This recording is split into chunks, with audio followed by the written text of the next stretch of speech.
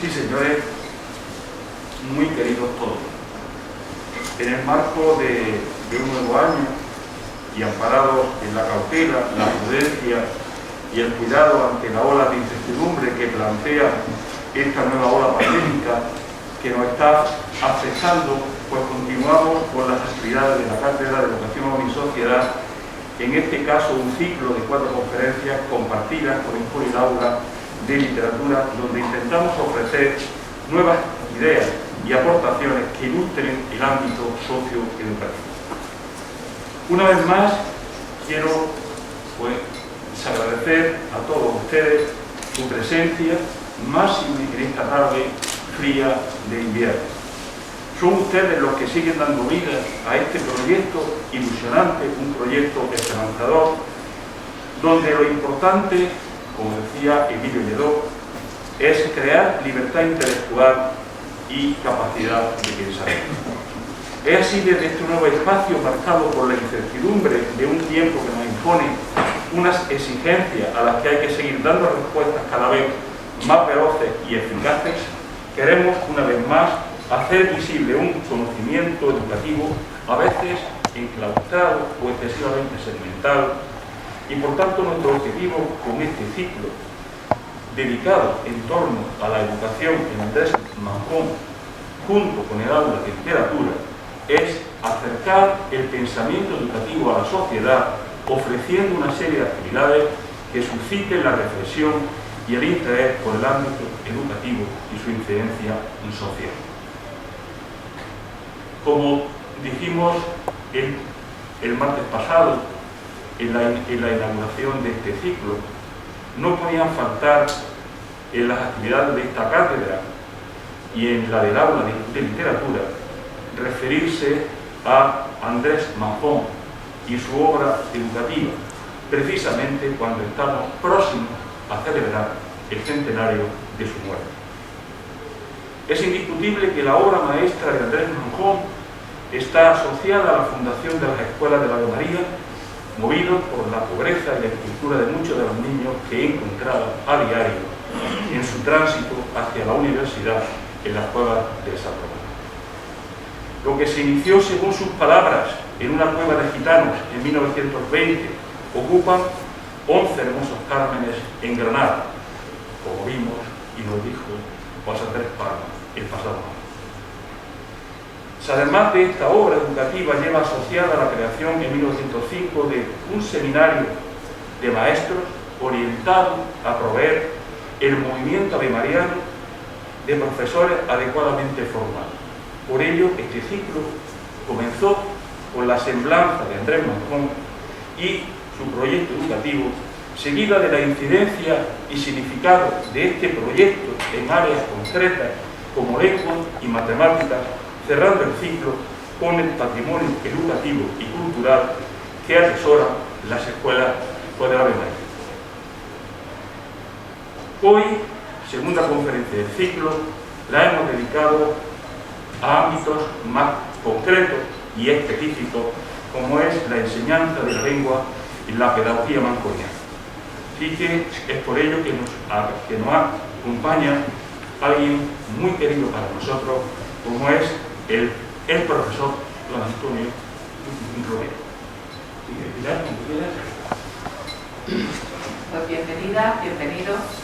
Y si para mí es un motivo de satisfacción el haber organizado con Antonio Luzón y la Cátedra de Educación y Sociedad este ciclo que quiere revisitar la figura de Andrés Manjón, hoy es un día especialmente feliz porque la persona que nos va a hablar ha sido compañero de departamento, pero antes de todo eso mi maestro y mi mentor, con lo cual no podría estar más contento.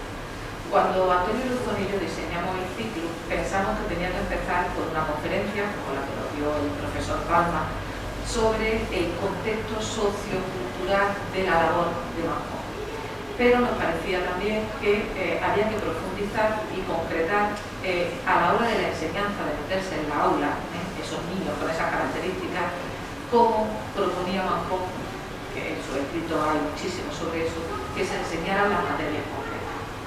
Cuando pensamos en la enseñanza de la lengua y la literatura, pues no tuvimos que buscar mucho, porque contamos en Granada, yo creo que quizá con el mayor especialista en la enseñanza de la lengua y la literatura en la pedagogía amazoniana, que es el doctor Antonio Romero López.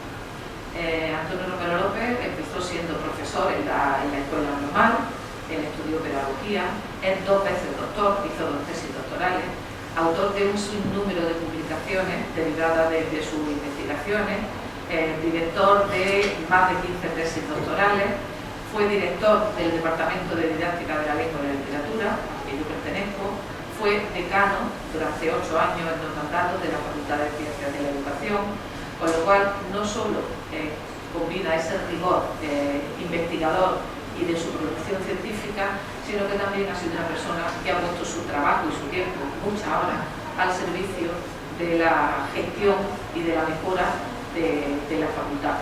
Creo que queda constancia de ese hecho, que estoy viendo por ahí caras de antiguos compañeros, la profesora Cristina Pérez Valverde, José Dios Villanueva, María Carmen Hoyo, y nos acompaña también el decano de la Facultad de Ciencias de la Educación. Con lo cual, pues, un día de celebración que se acompaña además del placer de escuchar todo lo que Antonio sabe, un resumen, sobre cómo proponía la pedagogía amazoniana, que había de enseñarse la lengua y la literatura, con esa visión funcional para la vida, que hoy parece muy moderna y que sin embargo ya estaba en los escritos de Manta. Cuando quiera, Antonio. Puedo ir a mi amiga, compañera, Susana, alumna, Pilar Núñez, que recuerdo unas palabras de Mayor Zaragoza, que tiene una presentación, siendo estoy deseando de oírme, a ver si eso es verdad.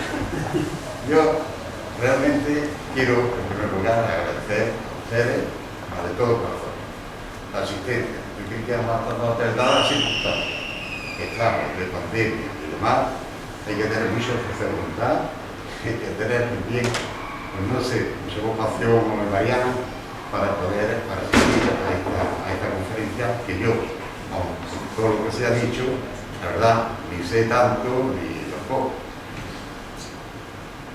Quiero agradecer también a los organizadores de este evento, la Cátedra de Literatura, la Cátedra de Educación Social de aquí de la Madraza, por la atención que han tenido conmigo.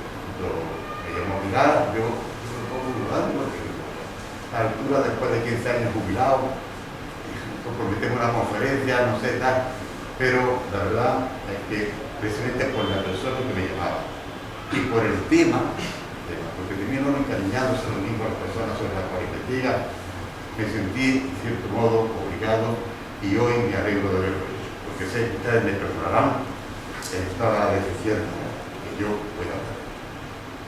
Entonces, con mucho cariño, voy a iniciar esta conferencia, y lo voy a iniciar con unas palabras, porque el propio título de la misma, ya la didáctica de la lengua y la literatura, pues casi nos obliga a empezar con una cita de don Andrés Marcón. Decía así: ¿qué debe enseñarse en la escuela y qué deben aprender los escolares en relación con la lengua materna? Más clara no puede ser la pregunta.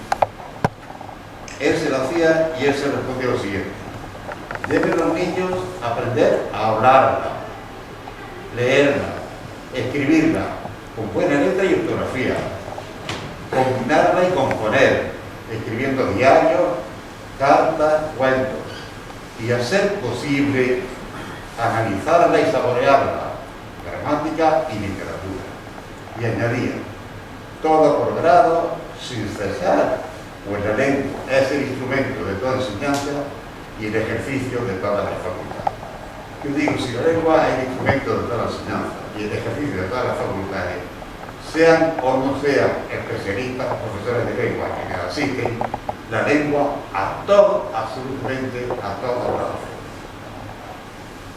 Mirad, dada la amplitud del tema, yo me voy a ceñir estrictamente al propio programa de don Andrés Marcón, el enseñar a leer, a hablar, a leer, escribir, la gramática y la literatura, aunque sea brevemente. Empiezo, por lo tanto, por enseñar a hablar. Y mirad, este tema Yo hizo durante muchas aportaciones, como ya verán, pero yo agradezco de forma especial la conferencia de ayer, porque ya contextualizó la época, la sociedad, las situaciones que don Andrés Mahón se movía. Pero para entender un poquitín mejor lo que es la enseñanza de la expresión oral y qué nos aportó don Andrés Mahón sobre este tema, pues sí me gustaría un poco recontextualizar la cosa. En principio, pues existió desde tiempos inmemoriales, de los griegos, los romanos, una gran tradición de enseñanza de la lengua oral, que ensambla con la Edad Media, como ustedes recordarán, con el trivium, donde se explicaba gramática, retórica y dialéctica. Pero esa cuestión, desgraciadamente, se fue perdiendo y en el siglo XVI acaba en la escuela con todo lo que era la comunicación. Así lo reconocen, entre otras personalidades, el profesor Cosello, que dice que pena que se terminara de enseñar lengua oral en la escuela y esa disciplina, la retórica, no se sustituyera absolutamente con nada. Por lo cual empieza lo que después se denominaría una tradición silente, en la que Andrés Mahón justamente tiene desde la fundación de su escuela hasta su muerte. Se mueve en esa tradición silente en la escuela primaria. Así se refleja también en la propia legislación. Parece mentira que después de haberse publicado la Constitución de Cádiz, en la que se obliga a tener escuelas en todos los pueblos, en que se enseñe a leer, a escribir, a contar, a doctrina cristiana, y sobre todo después de la Ley Moyano de 1857, en la que se insiste mucho en que la primera enseñanza elemental, decía la ley, comprende lectura, comprende la escritura y comprende la matemática. Era la escuela de leer, escribir, contar. Pero nada se dice de la expresión oral, absolutamente nada. Sin embargo, junto a esta tradición silente, existe una idea de volver a la escuela, de retomar esa tradición de enseñanza de la oralidad. Y aparecen en este tiempo dos grandes catedráticos de universidad, por una parte Ginés de los Ríos y por otra parte Andrés Mahón. Y tanto uno en la institución de la enseñanza como otro en la Escuela de la María vuelven a recuperar esa tradición de la enseñanza de la comunicación. Fue precisamente Ginés de los Ríos con Bartolomé Cosillo, desde una inspiración, sabéis, desde la filosofía clausista, y don Andrés Mahón, por otra parte, desde una inspiración cristiana de la escuela, los que en este tiempo se dedicaron fundamentalmente a retomar esa. ¿Por qué don Andrés Mahón se unió, digamos, a este deseo de recuperación de la comunicación? Yo creo que porque él mismo había tenido una formación extraordinaria en este sentido. ¿Recuerdan? Los que han estado aquí, que han estado en seminario, lo saben muy bien, que aunque no existía en la escuela, ni existía tampoco lo que se llama una enseñanza reglamentada de la literatura, sí existía en los seminarios una gran profundización en los estudios de los clásicos, y sobre todo de los clásicos, digamos, por ejemplo, Demóstenes, Cicerón, que ya definiera a Orador como Arvin Bonus, Periplus Vicente. Y además había una tradición muy importante de recitación, de declamación, de teatro, de tal, ya que los hermanos se formó un ambiente muy bueno de enseñanza de la expresión oral. Pero, digamos, aparte de eso, él siempre defendió que en su escuela debería enseñarse la expresión oral.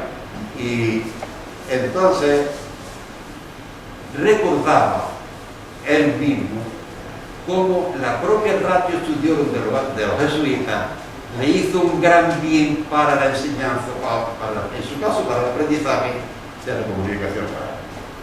Entonces, fijaos la ratio studiorum lo que dice: adiestra al discípulo para la elocuencia perfecta, que comprende dos disciplinas fundamentales, la oratoria y la poética, ocupando siempre el puesto de honor de la oratoria,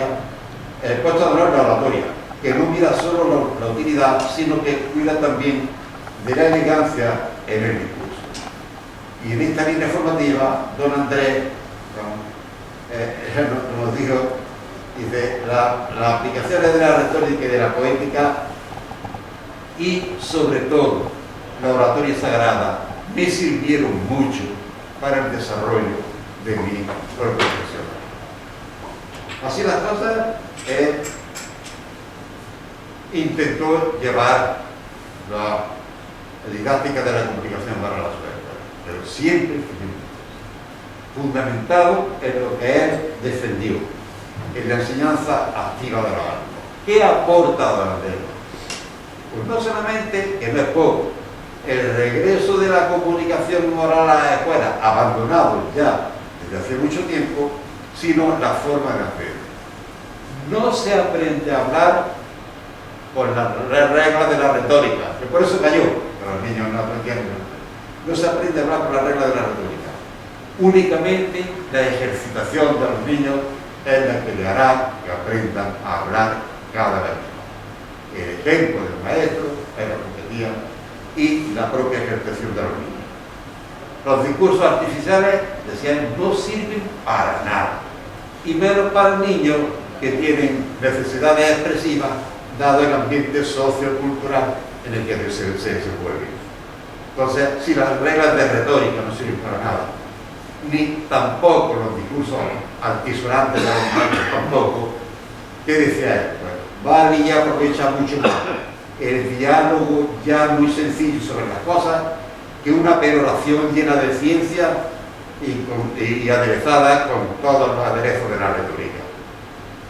Y así es como él pretendía que a su escuela se llevara todo lo que se refería al desarrollo de la comunicación. Con esto don Andrés Magón, quisiera decir además de todo para hoy, porque lo siento así, se sitúa en la corriente, digamos, más actualizada del pensamiento didáctico. Si no, no me corrijo. Sí.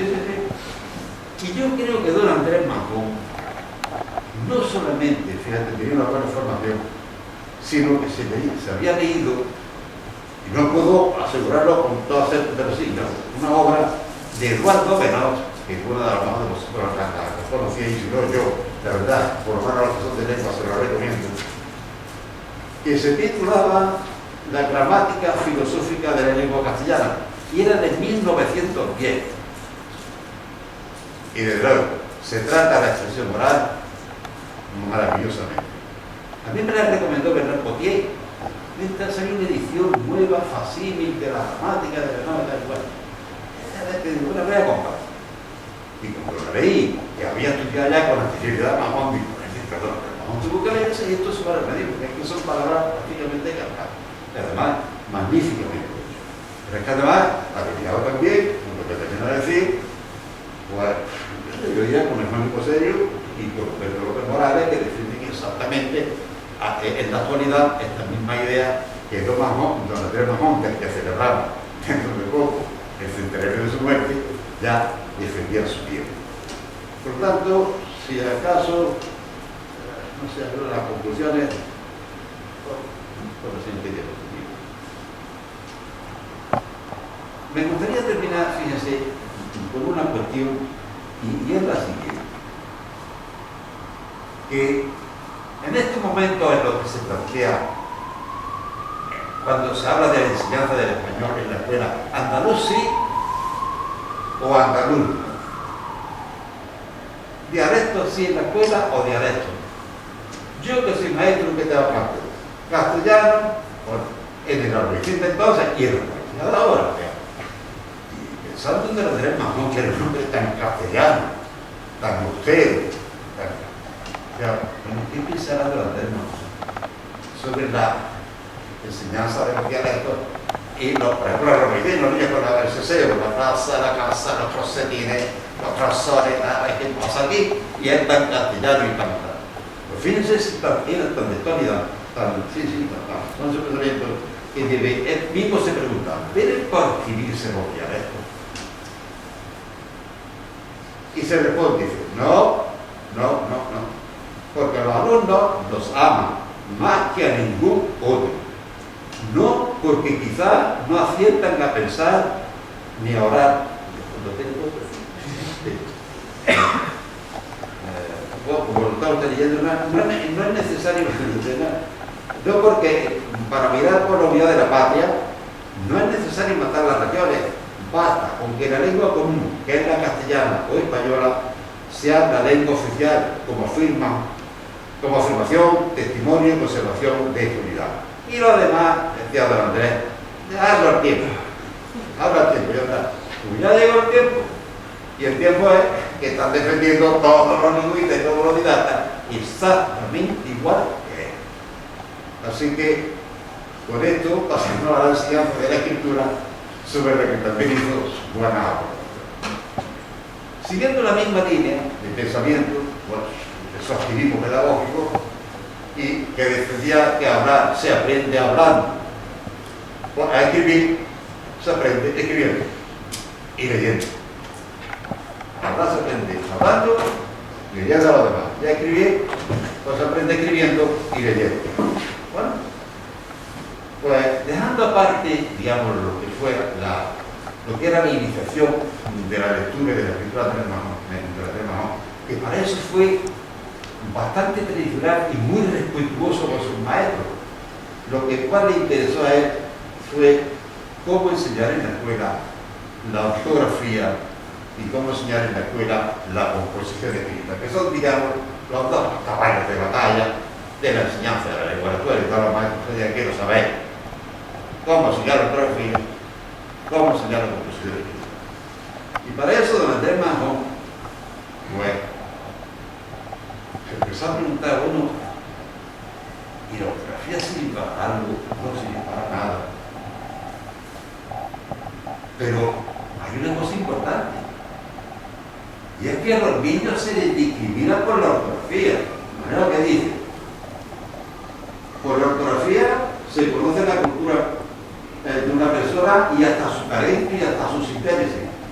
Y por lo mismo que es difícil dar los aprendizajes, hay que comenzarla pronto y no abandonarla nunca, porque puede ser su falta de dominio un elemento para la discriminación de sociedad. Y ha sido para nosotros, si este no sabe qué escribir, y tiene esta falta de ortografía, como si la ortografía fuera normal. Y decía, aunque solo fuera por eso, para que no se les discriminara a los niños, habría que enseñar ortografía.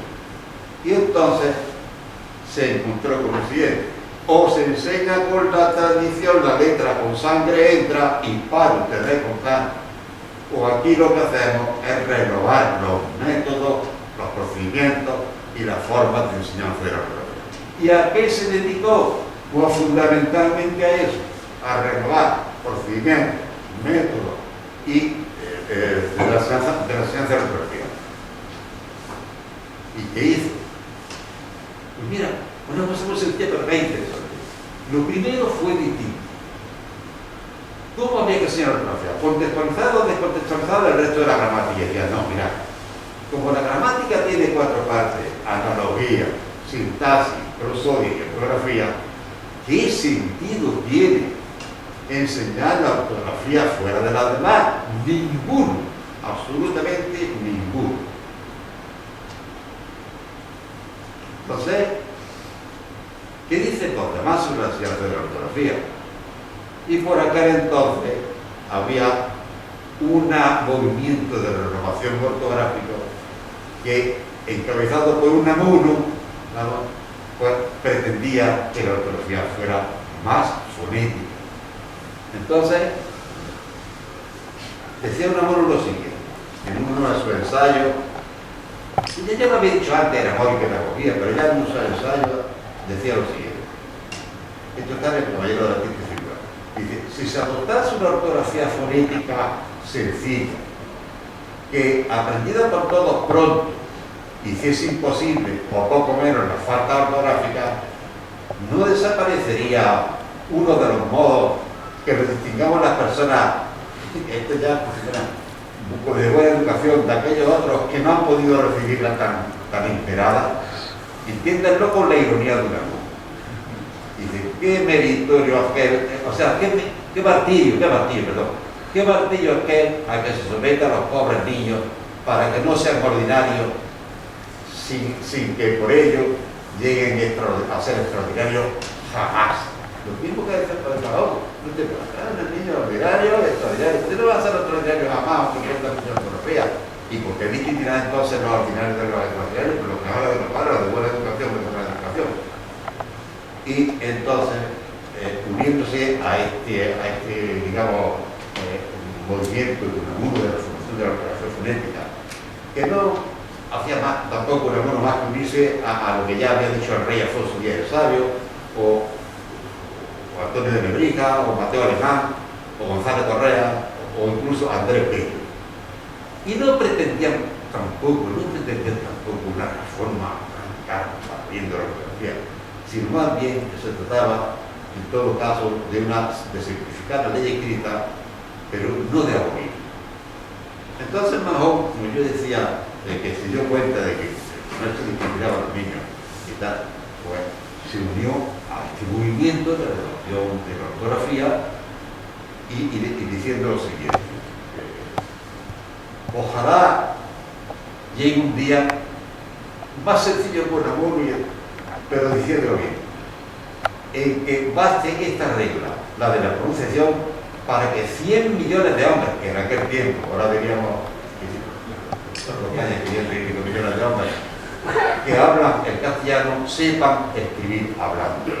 Si al menos reglas de ortografía, o sea, pero fíjense lo que es que entonces era muy difícil de ortografía, mucho más que ahora, porque recordad cuando la lengua escrita antigua que la A se acentuaba, la E se acentuaba, la otra no, y resulta entonces que cuando le llamamos mató Milón, le dio un margaritazo, se acentuaba, mató, y ahora yo digo, ¿y Matola se acentúa o no se acentúa Matola? Hace poco sí, pero ya no, de la reforma de 2000. Tengo que decir que no vayamos aquí. Y ahora, los pronombres, ese, aquel y tal, los acentuamos, el tiempo de ortografía era todavía más difícil, por lo cual la propia academia, que está reticente, con el tiempo ha venido a darle la razón a lo que decía don Andrés Mahón desde hace ya 100 años. Entregamos, ¿sí? Y entonces decía, ya no se puede eliminar, pero a estos niños hay que, como decía uno, maltratarlos lo menos posible y que se discrimine también lo menos posible. ¿Cómo la enseñamos? Y ahí está la pedagogía. ¿Cómo la enseñamos? Reglas, sí, reglas no tenemos más remedio que poner reglas. Hay que simplificar las reglas. ¿Y qué lugar entonces ocuparían estas reglas aquí? Pues dice don Andrés Mahón que además de enseñarla, como antes decíamos, de manera conjunta, con todo lo que es la gramática, la ortografía, la sintaxis, la prosodia y la analogía, no separarla, es como hacer muchísimo. O sea, ahora ortografía. No. Cuando está enseñando prosodia, cuando se dice que al final de una palabra sí, de un renglón, si la palabra no te llega, hay que aparecer, pero tú no puedes partir la sílaba, pues entonces no se prosodia, pero también ortografía. ¿Entiendes? Cuando tú, por ejemplo, estás diciendo a los niños, ¿se acentúa jesuita? ¿Y jesuiti? ¿Verdad? Y viuda, se acentúa viuda. Y ahora, por ejemplo, guión, se acentúa guión. ¿no? Y entonces cuando está explicando los dictados, los hiatos, porque no se dedica a conseguir una parte de red. Y la sintaxis. Explicando el artículo de pronombre, es lo mismo el vino de Jerez que el vino de Jerez. ¿Verdad? Pues no. Entonces, ¿ves? Sintaxis. Ortografía sí, pero por la sintaxis también. O mi niño come. Mi niño come. ¿Es lo mismo? No, es lo mismo. Entonces, ¿qué está explicando sintaxis? Y esa manera, por ejemplo, que hoy sí de separar el sujeto del predicado con una coma, por largo que sea. Es que si yo digo, por ejemplo, yo qué sé, el niño recibió una beca. Pues no para decir, el niño coma recibió una beca, no. Dice, el niño de este pueblo que se encuentra en circunstancias, o sea, el niño de este pueblo en situación de riesgo, coma, recibió una beca. Que es muy largo para decir, qué largo sin coma. No, es que están designando sintaxis.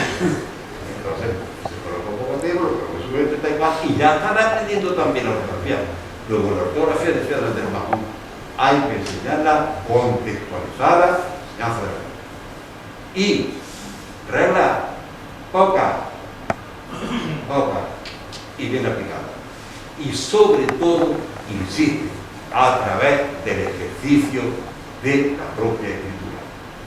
Y más todavía más curioso, si en vez de partir, como mi tiempo se partía del Quijote escolar, y ahora se partía del Miranda Cordera, de la propia escritura de los niños, de manera que, como ahora se dice, la propia legislación, sus propias deficiencias se conviertan, su falta, se conviertan en elementos de nuevo aprendizaje.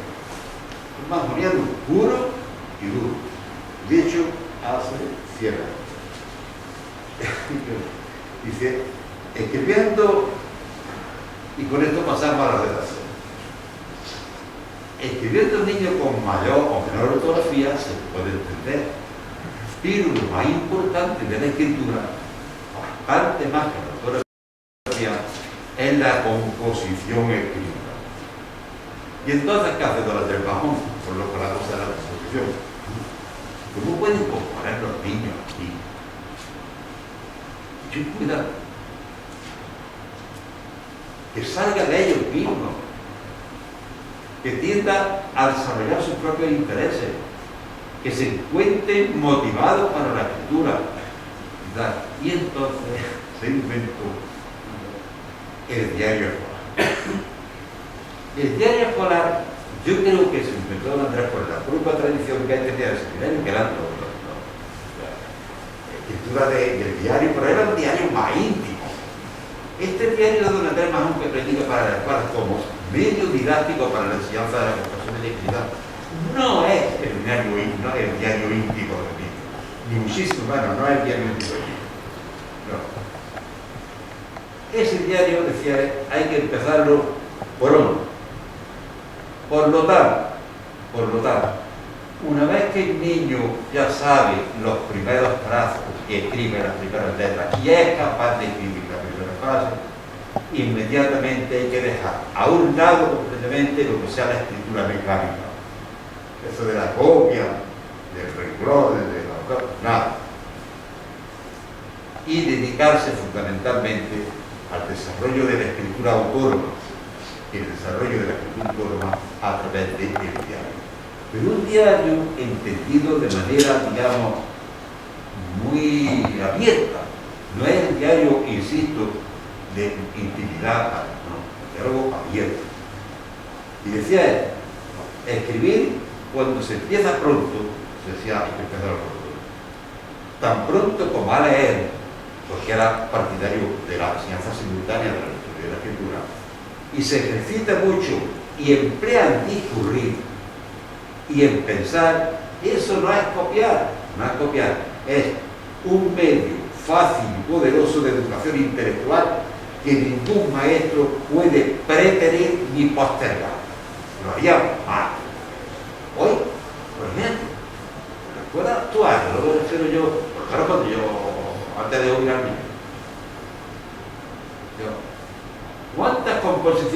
escrito en este mes? Pues nada más ninguna. Bueno, yo aprendo a escribir sin escribir, se aprende escribiendo. Y es una cosa que los maestros juicios de los mejor no pueden preferir ni pueden postergar. Si no, no se enseñará a escribir, por más que se enseñará a copiar, se enseñará a reproducir, se enseñará a reproducir. Su mayor aportación fue este diario que don Andrés utilizó en la Escuela de la Ave María con tanto éxito. A través de esta modalidad de composición, podían los niños escribir aprovechando, como he dicho, sus tendencias naturales sobre cuanto acontecía en su exterior, todo lo que veían, todo lo que palpaban, y también cuanto acontecía en su interior. Todo lo que le impulsara a contarlo. Mirad lo que dice, yo lo explicaría ahí mejor. Pues dice, puede advertir que el diario debe ser todo original y propio del que lo escribe, el cual referirá en él su vida y sus amistades, los sucesos que él presencie o hasta él llegue, es decir, todo lo descriptivo, todo lo narrativo, su apuro y sus penas, sus recuerdos y su alegría, sus pensamientos y reflexiones con sus propósitos y proyectos. En suma, el diario será para él un breve compendio de su mundo infantil, que podrá desarrollarse a través de la descripción, a través de los, digamos, su observación interior, a través de la observación exterior, a través de toda la tipología de discurso. En este sentido, se parece un poco al diario de Freinet, pero no es el diario de Freinet, ni en la modalidad, ni menos todavía en la ideología. ¿Vamos? Se parece que los dos días que no parten el diario del deseo, del pensamiento o del orden del adulto, sino de los verdaderos intereses de los niños. En eso es lo que se parece en el diario de Freinet y el diario de Mahón. Lo demás, no, nada. Esto, sabemos que Mahón, ya lo he dicho antes, quizás como vivió en el seminario bastante, la cuestión de los diarios y demás, pero supo adaptando perfectamente a la escuela. Freinet, sin embargo, recogió del correo de la escuela, como ustedes saben, de Curín. Y dice Mahón también al respecto, que el maestro dejará, por consiguiente, a todos sus alumnos una muy amplia libertad, insiste en esto de la libertad, en la elección de puntos. ¿A qué se refiere el tema? En la elección de puntos y en el modo de desarrollarlo. ¿Viste? Lo mismo el niño es libre de escoger el tema que quiera que desarrollarlo de la forma que quiera también. De manera que,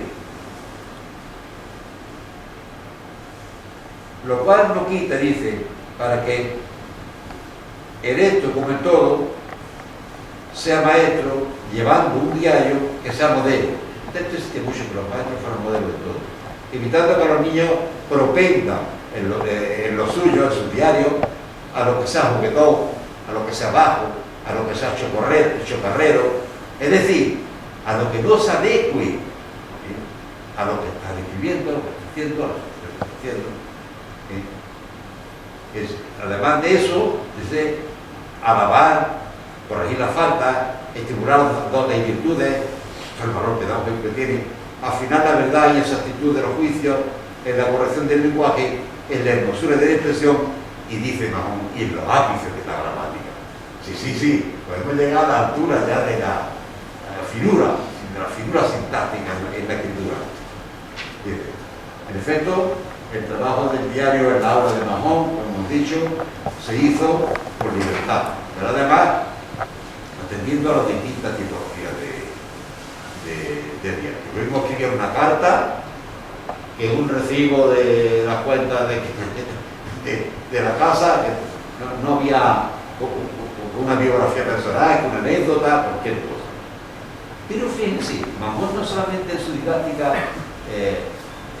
inventó esta forma, esta técnica didáctica para la enseñanza de la escritura, sino que también cada una de las formas, de los tipos de escritura, también dio sus pinceladas didácticas. Por ejemplo, en los textos descriptivos decía: se ha de partir de un boceto para llegar luego a la realización de un borrador y terminar con la presentación de un trabajo limpio, claro y libre de incorrecciones.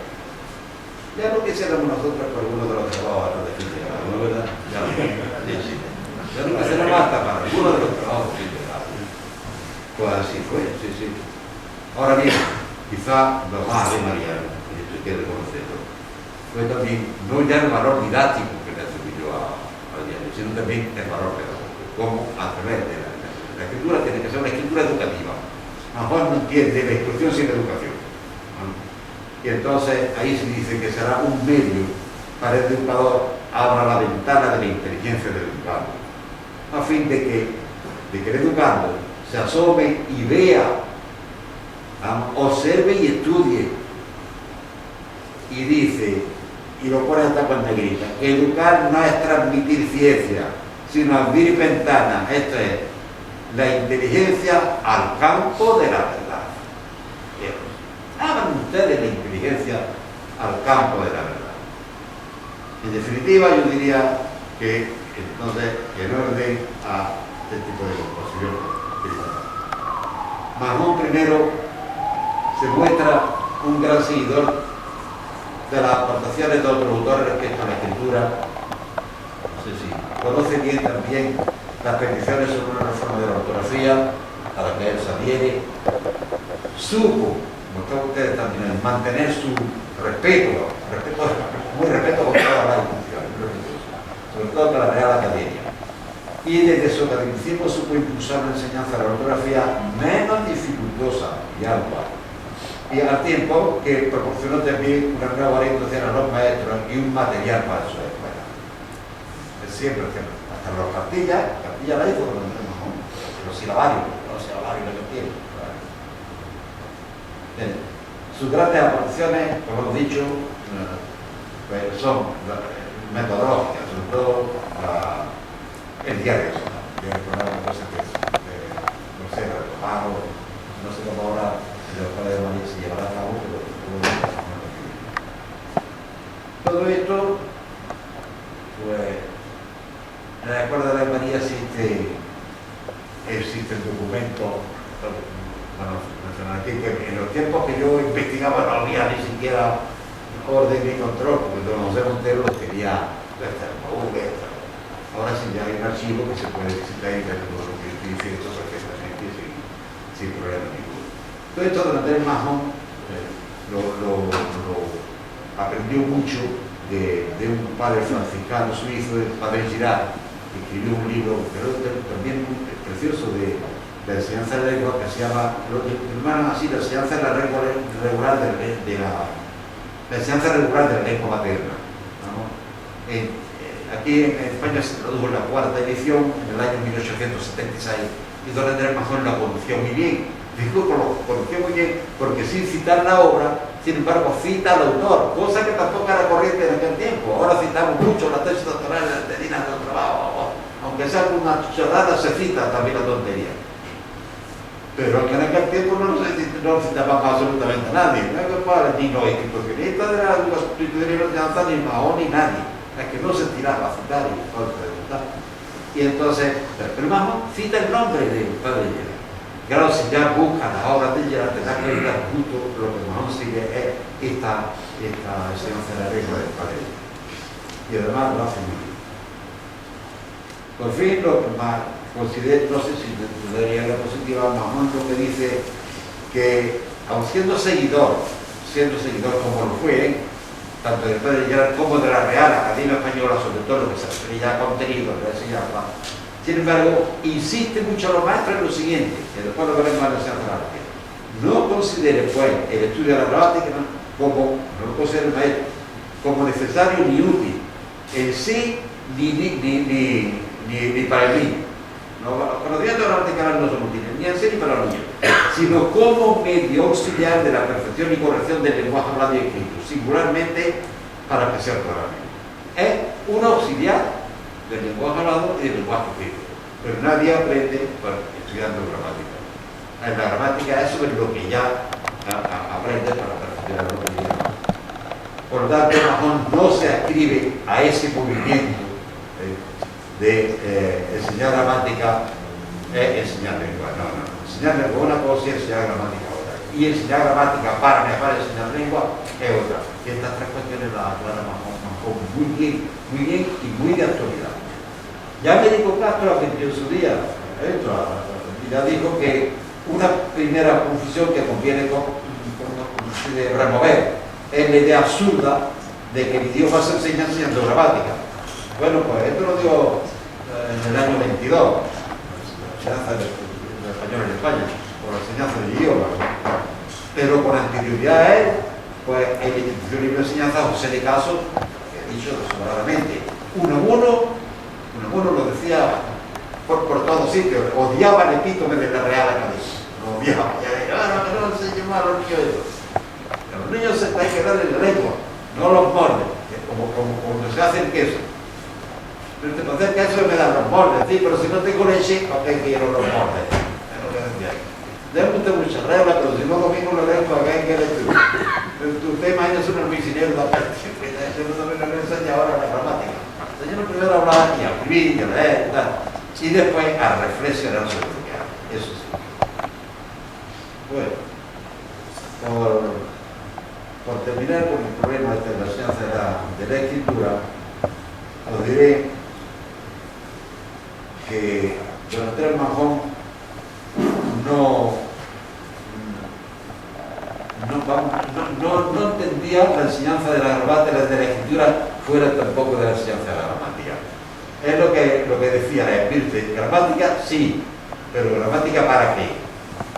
La gramática sirve solo exclusivamente para perfeccionar la lengua oral que los niños ya saben, ¿no?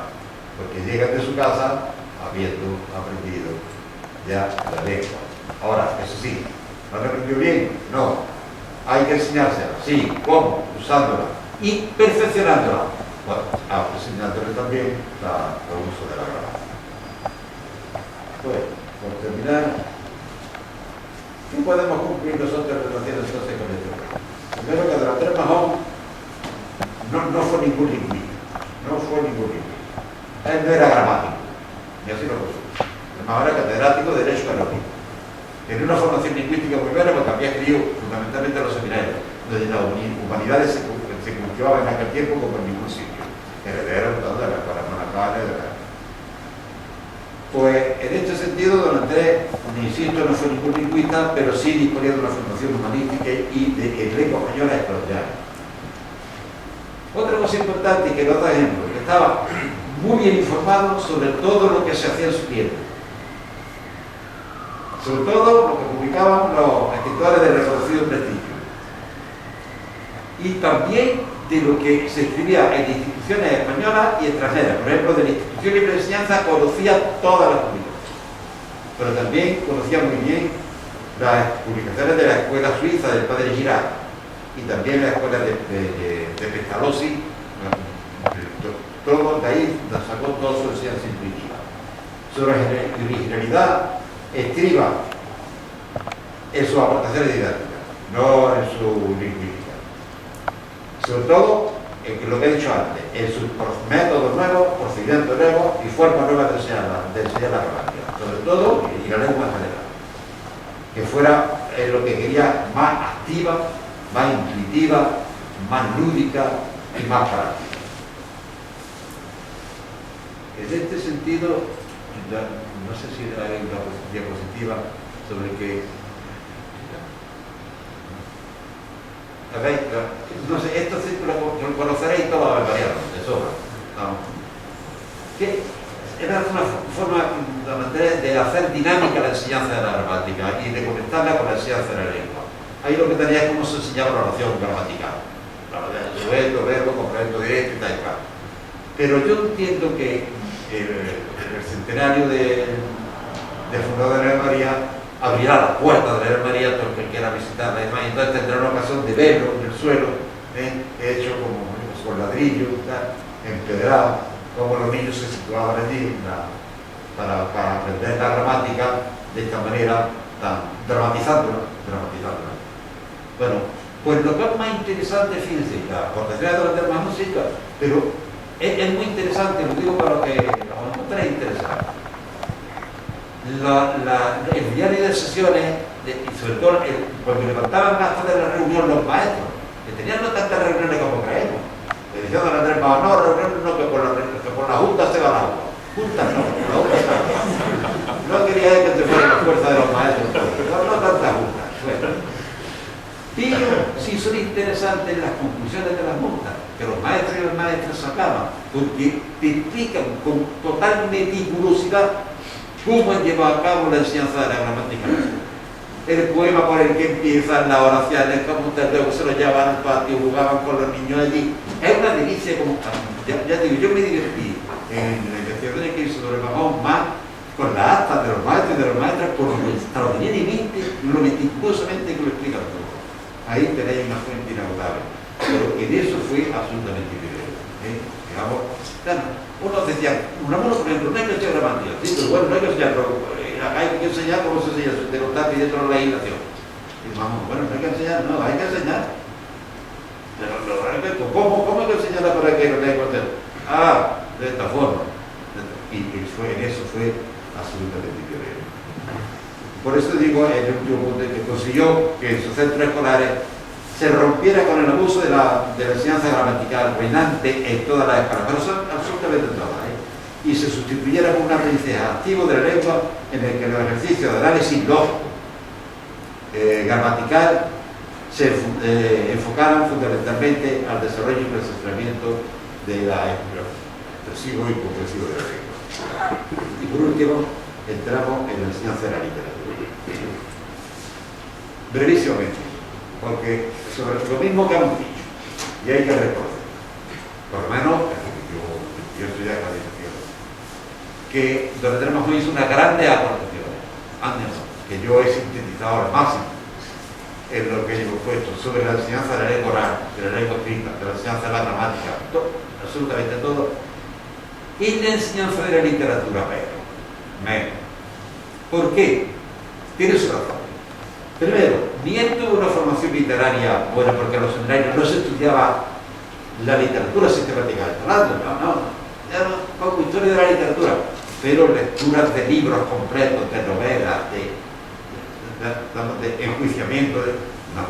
Había, eso sí, una antología magníficamente seleccionada de textos de los mejores autores, claro, autores cristianos, pero que don Andrés conocía mucho a Pereda,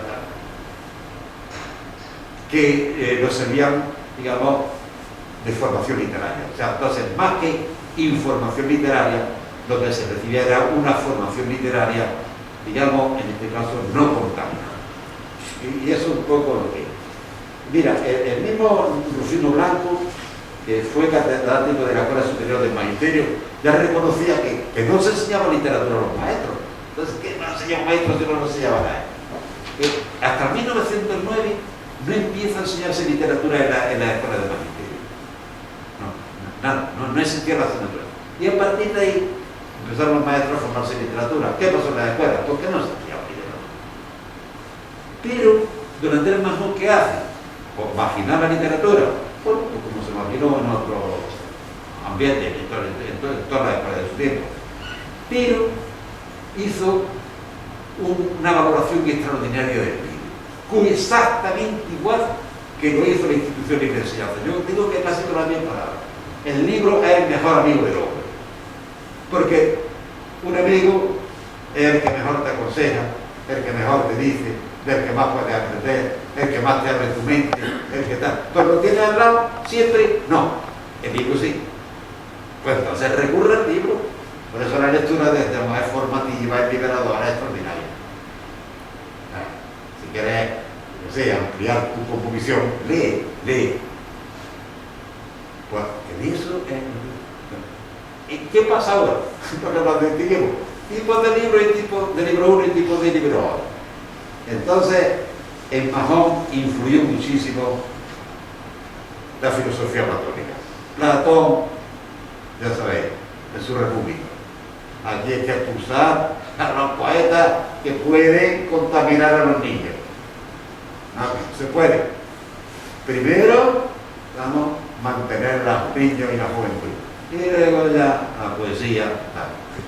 Hace falta personas, hombres virtuosos, si queremos una república virtuosa de que hay. Pues Manjón, esa doctrina que se la iglesia se la mucho de la filosofía platónica en ese sentido, pues él pensaba exactamente igual, que el hombre tenía que ser un hombre virtuoso, prudente, justo, templado, y ya era prudencia, justicia, fortaleza, ¿no? Y templado. Las virtudes cardinales se llamaban. Eso no se podía de ninguna de las maneras dejar de tener como punto de vida, porque si no, lo que estábamos era cayendo en el. Por eso Manjón llegó a poner tanta fe en el libro, que aparte de lo que él escribió, pero mucho, pues creó también una biblioteca infantil, pero una biblioteca de, fíjate, que libros que llevaban los niños, que los padres aportaban y tal, y que beneficiaran, como él decía, las buenas costumbres de la infancia, porque había que crear niños como Dios lo necesitaba, pero también como lo necesitaba la sociedad. En este sentido, tengo que decir que nada tiene que ver con lo que el esfuerzo que hizo la institución universitaria, que en ese caso es la institución universitaria no lo tenía tampoco nada de fácil, porque ellos eran clausistas, defendían la filosofía de la armonía del universo. Por lo tanto, todo lo que fuera ofensivo a los religiosos, no lo querían. Lo que era ofensivo a las personas, no. Lo que era ofensivo a lo ecológico, menos. Y de eso, vamos, de ellos. Pero sin embargo, abrieron poco más el concepto de literatura, de manera que implantaron la literatura como asignatura en la educación primaria. Eso fue cosa de y hicieron un programa de lectura en que para los niños más pequeños eran los cuentos tradicionales, para los niños medianos el Robinson Crusoe, y para los mayores el Quijote de la Escuela, que bueno, es un poco lo que cogimos nosotros, el Quijote de la Escuela. Por lo menos hicieron un programa de lectura y tal y cual. La escuela más mañana no llegó a pasar eso. Un poco García Lorca es el que recoge el espíritu de la institución. Él, como sabemos nosotros, se formó mucho en la institución de enseñanza, en la residencia de estudiantes, coincidió con tantas cosas. Y cuando inaugura una biblioteca frente a la que nos dice así, y libros de todas las tendencias y de todas las ideas. Lo mismo las obras divinas, iluminadas de los místicos y los santos, que las obras encendidas de los revolucionarios y hombres de acción. Porque todas estas obras están conformes en un punto de amor a la humanidad, y al final todas se confunden y abrazan en un ideal supremo. Esto, la verdad, no lo he visto. Toda la obra, no. Es verdad que aquí Lorca no se refiere a una biblioteca infantil, con la cual hay que tener también especiales cuidados. No cabe la menor duda, pero esta apertura de mira, ¿qué pasó? Pues que Manjón, hombre, estaba muy imbuido de un pensamiento claro que correspondería a lo que ahora se denomina el discurso monológico. Y tú ya tienes claro que todo lo que te perturba hacia lo que es la finalidad del hombre, que es llegar al otro mundo, bueno, entonces puede ser que eso hay que quitarlo del medio. Y así las cosas, pues, no llegó a la apertura que llegaron los hombres de hoy. Por lo tanto, insisto en que lo mismo que en didáctica de la lengua, Manjón hizo aportaciones extraordinarias, en didáctica de la literatura no llegó a esa apertura. Sí tiene mérito de dar el valor al libro y proteger los derechos de la infancia. Ahora, eso dio a la misma doctrina de la Iglesia, ¿no? Era muy selectiva en esta cuestión de los libros y se daba el derecho de prohibir nosotros. Nosotros estamos escritos por aquí dos, no hay libros ya. Y esto se, digamos, caló mucho en la Iglesia de este tipo de cosas. Él fue un hombre coherente con su idea, ¿no? Absolutamente coherente con su idea y de su tiempo. Sin embargo, habría que entender que, como dice Antonio Sánchez Figueroa, y con esta cita ya quiero terminar, pues la formación humanística debe encaminarse a construir una sociedad igualitaria y participativa, exigente y en perpetuo diálogo, construida por individuos que, conocedores de los mecanismos fascinadores del discurso literario, y lo tienen todos, desde San Juan de la Cruz hasta el Gay, conocedores de los mecanismos fascinadores del discurso literario, ni se dejen llevar acríticamente, ni se dejen engañar por los discursos del poder. Esto es lo que hay que cuidar en la lectura, teniendo en cuenta la connotación especial. Y me vaya a perdonar que termine mi intervención como empecé, con agradecimiento. Yo quiero agradecer especialmente el hecho de estar esta tarde aquí a una persona de la Ave María que por mí hizo mucho, como José Monterribe, que yo tengo que decirle. El que fue, ayer, por ejemplo, se dijo aquí, es que Antonio Romero hizo la visita de la Ave María y la tesis de la misma tesis doctoral. No, fue una tesina. Yo sé, esta fue tesina. ¿Cómo visitaba tanta gente a la Ave María? ¿Por qué se entiende tanto la Ave María? Bueno, eso fue mi primer trabajo. Pero lo que luego fue la tesis doctoral me ayudó enormemente don José Monterribe. Y yo creo que fue el que empezó a reavivar con sus luces y sus sombras, como las tiene Manjón y como las tenemos todos. Luces y sombras tiene todo el mundo, incluido los de Manjón. Pero retomó, como se retomaron su autoridad de la Galería y concretamente a mí, Manjón no se conocía apenas entonces de la universidad. En el extranjero, más que en España. En el extranjero se conoce. España, aquí que no conoce a Manjón, cuando en el extranjero se conoce más. Yo creo que la primera tesis doctoral, si me recuerdo mal, fue la de él, la segunda fue la mía. Bueno, pues de ahí han venido haciendo esa tesis doctoral y afortunadamente el catedrático de la Universidad de Granada tiene montones de trabajos de tesis doctorales sobre él, ya es bastante, ¿sí? Con lo cual yo me entiendo. Y no quisiera dejar de recordar también a una persona que tú también conoces mucho, seguidores de don Andrés Manjón, Rogelio Macías. Don Rogelio Macías, ¿qué hizo? Recoger el espíritu de don Andrés Manjón y llevarlo donde no existía la enseñanza secundaria en aquel tiempo.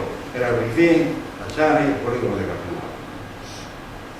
Y con la misma idea de que, digamos, del tiempo de la regeneración de don Andrés Manjón, pero sí de dedicar a los más pobres la posibilidad, proporcionar la posibilidad de que pudieran continuar su estudio.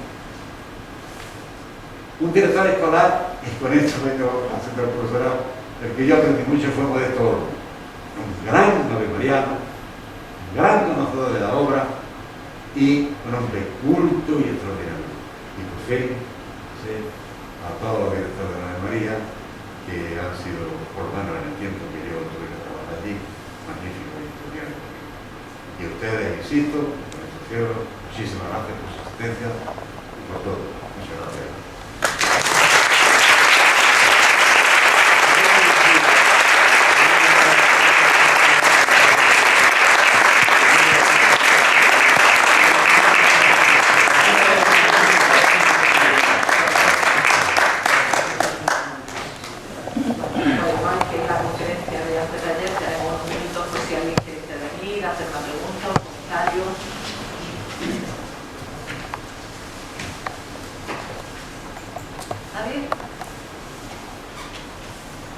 Con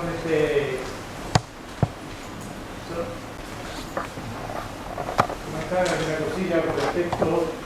experiencias personales mías dentro de la minería. Cuando se hacía la gramática, se decía que cogía la escritura, la terminación, tenía que hablar. Si atento observan las reglas sabias que la academia nos prescribió, siempre que escribas o cuando hablares, será de todo la admiración.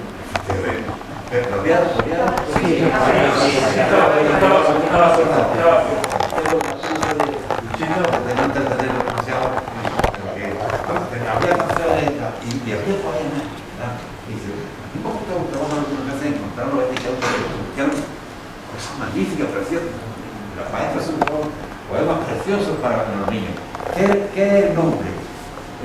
O la concordancia entre el verbo y tal, y el sujeto. Y si encontraban una poesía, unas cosas, y luego le enseñaban, le llevaban los círculos, le cantaban, eran unas cosas muy vivas, muy vivas, muy vivas. Nuestro centro, Ave María, es un centro, un fundamento cristiano, Sí. pero con las puertas abiertas totalmente a cualquier creencia, a cualquier tipo religioso. Sí. Nosotros siempre buscaba, sin forzar las situaciones, momentos para sacar a relucir reflexiones de tipo cristiano. Por ejemplo, los círculos gramaticales, cuando el Iglesia que yo he guiado y que he personificado con la gente, alumnos de la principal ciencia de la fundación o del grupo de vecinos, hemos hecho una representación, ¿no? Se ponía la persona, ponía una frase, ¿no? Todo el Colón descubrió América en el año 1492 para la gloria de España, ¿no? Y se iba analizando el sujeto, el verbo y el complemento directo y final, ¿no? Pero al final, Manjón siempre buscaba sacar una conclusión de tipo religioso. Entonces, cuando se estaba representando esta escena con esta frase, Manjón decía, vamos a ver, Cristóbal Colón descubrió América. A ver, tú, que eres el verbo sacro, vamos a ver qué se dice aquí. Cristóbal Colón, América. Cristóbal Colón, América, ¿tiene tu sentido? No tiene sentido. ¿Por qué? Porque falta el verbo, que es el elemento fundamental de una oración. Pues en la vida nuestra, en la vida social, todos tenemos un verbo fundamental sin el cual no tiene razón de ser la vida. Y ese verbo es el verbo divino, es Jesucristo, es su palabra. Una cuestión ya de tipo teológico, digamos, que Manjón, claro, hacía girar toda su enseñanza hacia lo religioso. Él siempre buscaba el tipo de sacar conclusiones de tipo religioso, ¿no? Por ejemplo, en el mapa de España, cuando se estaba representando los cabos y tal, siempre hay un faro que ilumina a los navegantes para que no vayan a tener un naufragio, ¿no? Y entonces él mismo decía, en nuestra vida que somos navegantes, tenemos un faro que nos guía, que es el Evangelio, que es la palabra de Jesucristo.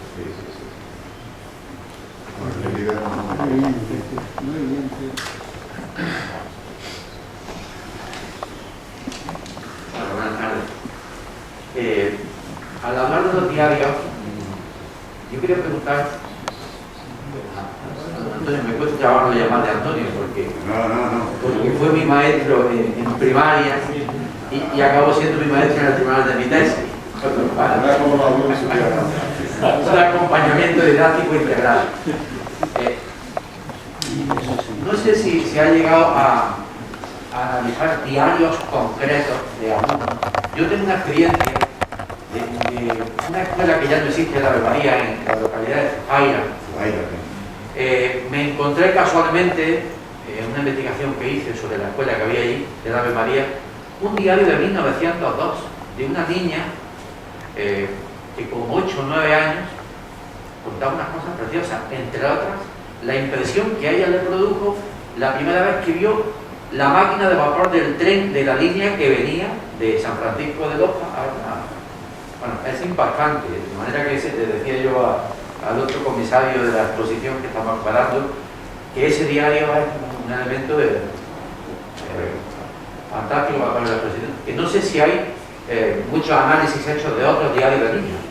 Yo, mira, más que conoces tú más que yo de eso.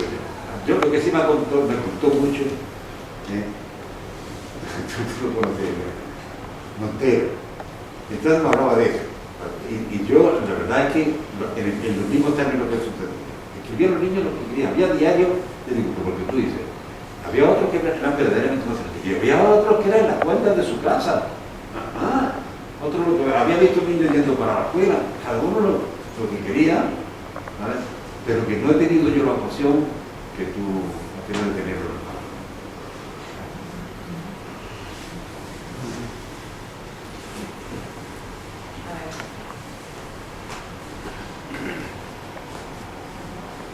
Yo que realmente la gente me conoce, conozco a la Ave María desde mi nacimiento. Yo nací en la escuela de la Ave María, mis padres eran los porteros, entonces son ya más de 80 años los que yo conozco de la Ave María. Aunque no tenga mucha relación con lo que se ha hablado aquí esta tarde, pero simplemente a reducir alguna anécdota de las relaciones sociales que tenía con el pueblo de Granada.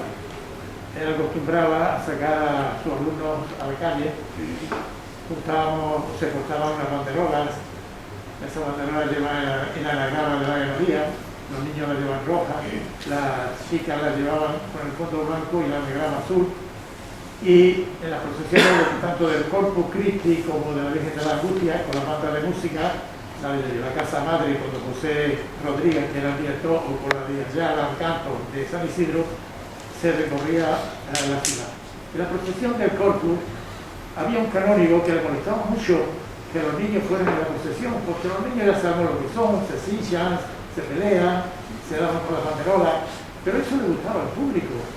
Y un canónigo muy espanquetado, con su roquete y tal, se acerca a don Andrés y dice: don Andrés, esto no puede ser. ¿Qué me está usted diciendo? Que no tiene usted que traer a los niños a la procesión, no usted lo que extorsiona. Dice: mire, señor canónigo, eso no es lo que dice el que va ahí. El que va ahí en la custodia dice: dejar que los niños se acerquen a mí. Así que sepa usted que el año que viene no solamente van a venir estos niños de distintas colonias, sino que van a venir todavía muchos más. Bueno, hay muchas más anécdotas. Ya con el tiempo, yo en la publicación que hice sobre 118 años de historia de la Escuela de María, cuento alguna anécdota. Hay una muy curiosa. Cuando bajó en el año 1875, está en Madrid buscando trabajo, preparando su cátedra, pues no tenía un duro. Todavía no había entrado a dar clases como superior en el Colegio de San Isidoro. Iba con un amigo y estaban enmayados, tenían hambre a las puertas. Y bueno, mira, ¿qué hacemos, Andrés? Dice: mira, aquí en la calle del Carmen hay un bodegón. Ahí vamos a entrar y vamos a comer. Pero no tenemos para pagar. Si tú no te preocupes, ya lo resolveremos. Entraron, comieron, y a la hora de pagar le dijeron al dueño que no tenía un duro para pagar. Todo esto que estoy contando son anécdotas que don Pedro Majón Lastra me las contaba a mí y me las tiene escritas. El señor del bodegón se enfureció, le dijo que no se vergüenza. Majón le dice: frense un poco, que yo soy abogado y lo voy a empaquetar. Se marcharon y cuando ya Manjón cobró su sueldo, llegó un día, pasado ya un año, a la bodega, saludó al dueño y dice: ¿me conoce usted? Y dice: pues no me acuerdo de usted. Dice: pues vengo a pagarle el menú que consumimos un amigo mío y yo hace ya de un año. Es usted un hombre excelente, jamás he conocido una persona como usted.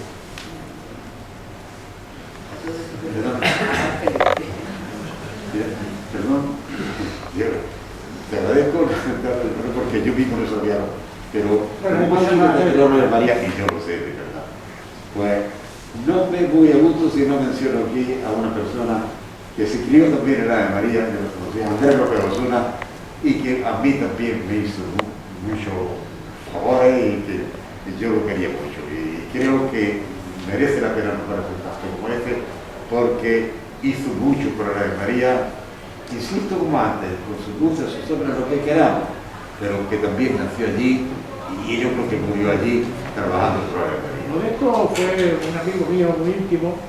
Cuando él dejó la dirección, la perdí yo. Y yo tenía mucho contacto con él, como con su padre, don Francisco Olmo, que fue director de la Escuela de San Cristóbal. Sí, sí, sí. Carmina, lo mismo. Pues si no hay más intervenciones, volvemos a agradecer a Antonio esta magnífica conferencia.